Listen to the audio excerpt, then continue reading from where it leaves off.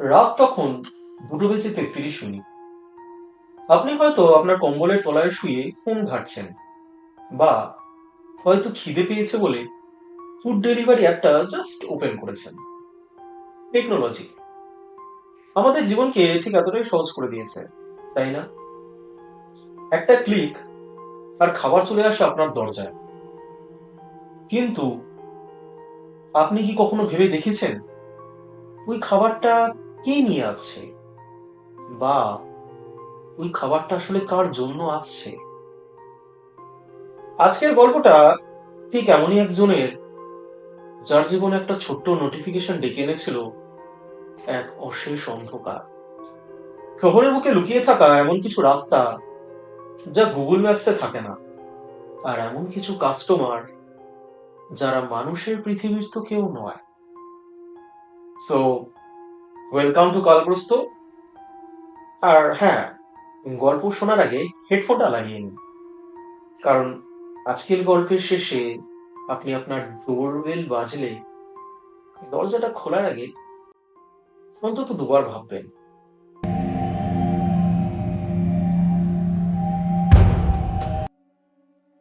সৌভিক, বয়স 26, পেশায় একজন ফুড ডেলিভারি বয়।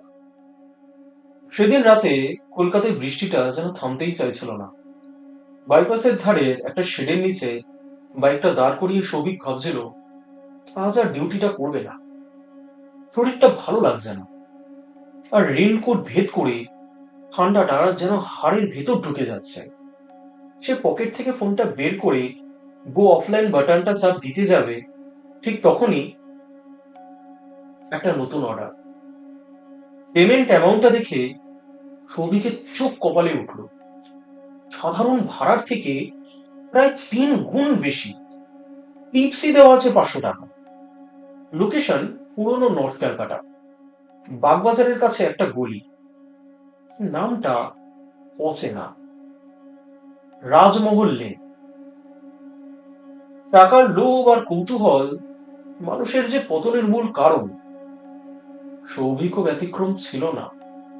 সে বাইকটা স্টার্ট দিল, কিন্তু সে জানতো না এই বাইকের চাকা তাকে কোনো বাড়িতে না, নিয়ে যাবে এক অভিশপ্ত অতীতে।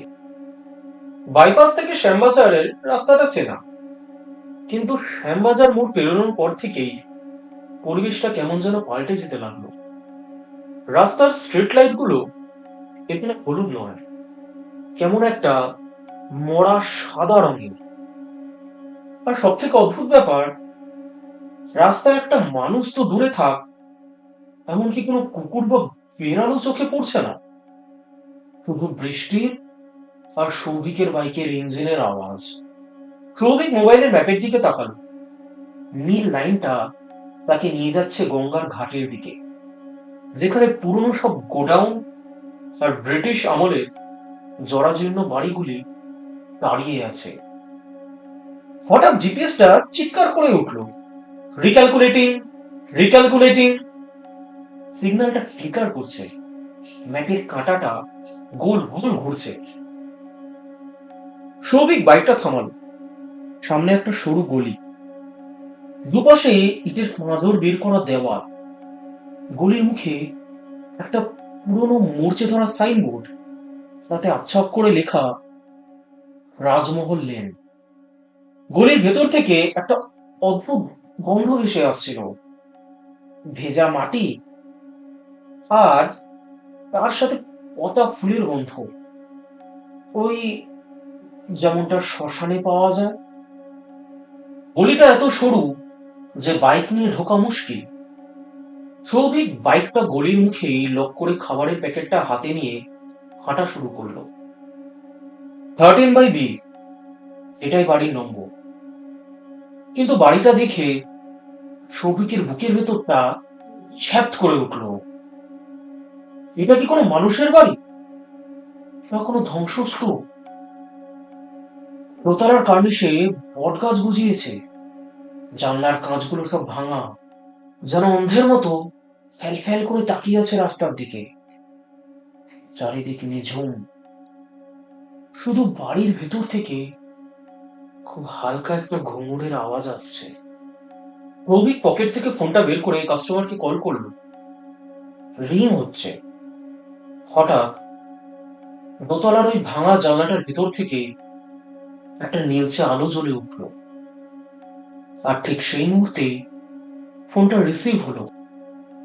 উপাস থেকে শুধু একটা ভারী খসখসে নিঃশ্বাসের আওয়াজ, আর তারপর একটা ফিসফিসানি, উপরে এসো, দরজা খোলা। কলটা কেটে গেল। সৌভিক দাঁড়িয়ে রইল বৃষ্টির মধ্যে। তার মনে হলো ফিরে যায়, কিন্তু এই 500 টাকার টিপস আর কাস্টমারের রেটিং আসলে যে মধ্যবিত্ত অন্য কিছুকে ভয় পাওয়ার থেকে অভাবকে যে বেশি ভয় পায়। সে মেন গেটটাকে ধাক্কা দিল। কাঠের সিঁড়ি, প্রতিটা পদক্ষেপে আওয়াজ হচ্ছে, যেন বাড়িটা যন্ত্রণায় কাতরাচ্ছে। সৌভিক মোবাইলের টর্চটা জ্বেলে দোতলায় উঠল। সামনেই একটা বড় হল ঘর। আসবাবপত্র বলতে তেমন কিছু নেই, শুধু একটা ভাঙা ইজি চেয়ার আর একটা ধুলোমাখা বড় আয়না। আর ঘরের মাঝখানে একটা বড় টেবিল, তার উপর একটা মোমবাতি জ্বলছে। কিন্তু মোমবাতিটাকে জ্বালালো? সৌভিক তো কাউকে দেখেনি। Hello, delivery? সৌভিকের গলার আওয়াজটা কাঁপা কাঁপা শোনালো। নিজের গলার ইকো শুনে সে নিজেই চমকে উঠল। হঠাৎ তার মনে হলো তার ঠিক ঘাড়ের কাছে কেউ দাঁড়িয়ে আছে। একটা ঠান্ডা বাতাস তার কানে লতি স্পর্শ করলেন। সে ঝট করে পিছনে ঘুরল। না, কেউ তো নেই। শুধু দেয়ালের গায়ে টাঙানো একটা বড় অয়েল পেন্টিং, একটা সম্ভ্রান্ত পরিবারের ছবি। কিন্তু ছবিটা অদ্ভুত। সবার চোখগুলো যেন জীবন্ত, আর সবার মুখটা আঁচড়ে খামচে নষ্ট করে দেওয়া। টেবিলের ওপর থেকে একটা আওয়াজ এলো, খট করে কিছু একটা রাখার শব্দ। সৌভিক দেখলো টেবিলের উপর মোমবাতিটার পাশে কিছু পুরোনো আমলের সিলভার কয়েন রাখা, আর তার পাশে একটা চিরকুট। সেখানে লেখা, রেখে যাও। সৌভিক এক মুহূর্ত অপেক্ষা করলো না। খাবারের প্যাকেটটা টেবিলে নামিয়ে সে টাকাগুলো ছোবো কি ছোবো না, ছোবো কি ছোবো না ভাবতে থাকলো। কিন্তু ওই মুহূর্তে মোমবাতিটা তপ করে নিভে গেল। অন্ধকার, একটা নিরেট কালো অন্ধকার। আর সেই অন্ধকারে সৌভিক স্পষ্ট অনুভব করলো একটা শুকনো হাড় জিরজিরে হাত তার কবজিটা হঠাৎ করে ধরলো। হাতটা বরফের মতো ঠান্ডা। সৌভিক চিৎকার করতে চাইল, কিন্তু গলা দিয়ে আওয়াজ বেরোলো। সে হ্যাচকা টানিয়ে হাতটা ছাড়িয়ে নিয়ে অন্ধের মতো দৌড়তে লাগলো। সিঁড়ি দিয়ে যে সে কিভাবে নামলো, দৌড়ে না গড়িয়ে, সে নিজেও জানে না। শুধু মনে আছে তার পেছনে ওই ঘুমনের আওয়াজটা দ্রুত থেকে দ্রুততর হয়ে আসছিল। বাইক নিয়ে যখন সে মেন রোডে পৌঁছালো, তখন সে থরথর করে কাঁপছে। ভোরের আলো তখন সবে ফুটতে শুরু করেছে। শ্যামবাজার মোড়ে একটা চায়ের দোকান ঝাঁপ খুলছে। সৌভিক বাইক থামিয়ে দোকানিকে বলল, দাদা দাদা, একটু জল হবে? জল খাওয়ার পর ধাতস্থ হয়ে সে দোকানিকে জিজ্ঞাসা করলো, আচ্ছা দাদা, ওই রাজমহল লেনের 13B বাড়িটা, ওটা কি? দোকানি চায়ের ভাতটা হাতে নিয়ে অদ্ভুত ভাবে তাকালো। 13B? রায়চৌধুরীদের পোড়া বাড়িটার কথা বলছেন? ওখানে তো কেউ থাকে না গত 20 বছর ধরে। সৌভিক অবাক হয়ে বলল, মানে? আমি তো আজ ওখানে ডেলিভারি দিতে গেলাম, দোতলায় আলো জ্বলছিল। ভাই, ওখানে যেও না। 20 বছর আগে এক রাতে ডাকাত পড়েছিল বাড়িতে। বাড়ির সবাইকে কেটে ফেলার পর পুরো বাড়িতে আগুন লাগিয়ে দিয়েছিল। বাড়ির ছোট বৌমা সেদিন অন্তঃসত্ত্বা ছিলেন। মাঝরাতে খুব খিদে পেয়েছিল বলে নিচে নেমেছিলেন। তাকে জ্যান্ত পুড়িয়ে সৌভিকের হাত থেকে মাটির ভাঁড়টা পড়ে চুরমার হয়ে গেল। সে কাঁপা কাঁপা হাতে পকেট থেকে ফোনটা বের করলো। অর্ডার হিস্ট্রি চেক করতে হবে। একটা ওপেন করলো, লাস্ট অর্ডারসে গেল, কিন্তু কাল রাতে 2:33 তো কোনো এন্ট্রি নেই সেখানে। লাস্ট অর্ডার দেখাচ্ছে রাত 10টায়। আচ্ছা, সেই টাকাগুলো? পকেটে হাত দিল সৌভিক। এখানে কোনো সিলভার কয়েন তো নেই, আছে শুধু এক মুঠো ছাই আর পোড়া কাঠ কয়লার টুকরো। সৌভিক আজও ডেলিভারি বয় হিসেবে কাজ করে, কিন্তু রাতের শিফট সে আর নেয় না।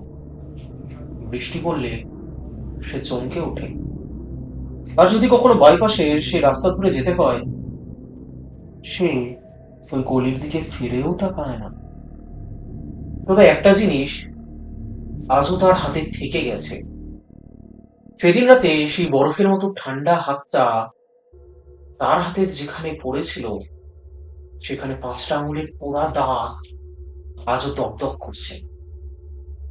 ডাক্তার দেখিয়েছে, মলম লাগিয়েছে, কিন্তু সেই দাগটা চলে যায়নি। তাই বন্ধুরা, পরের বার যখন গভীর রাতে খুব খিদে পাবে আর আপনি একটা খুলবেন, একবার ভাববেন যে ডেলিভারিটা অর্ডার করছেন সেটা কি সত্যি আপনার জন্য আসছে, নাকি অন্য কেউ অন্ধকারের আড়াল থেকে আপনার জন্য অপেক্ষা করছে। নমস্কার বন্ধুরা, এতদূর অবধি যদি গল্পটা শুনে থাকেন তাহলে আপনাদের ধন্যবাদ। আশা করি সামান্যতম হলেও ভয়ের আভাস পেয়েছেন। আর গল্পটা যদি সত্যি ভালো লেগে থাকে তাহলে কালগ্রস্ত চ্যানেলটা সাবস্ক্রাইব করতে ভুলবেন না, বেল আইকনটা প্রেস করুন, যাতে পরবর্তী ভৌতিক অভিজ্ঞতা সবার আগে আপনার কাছে পৌঁছায়।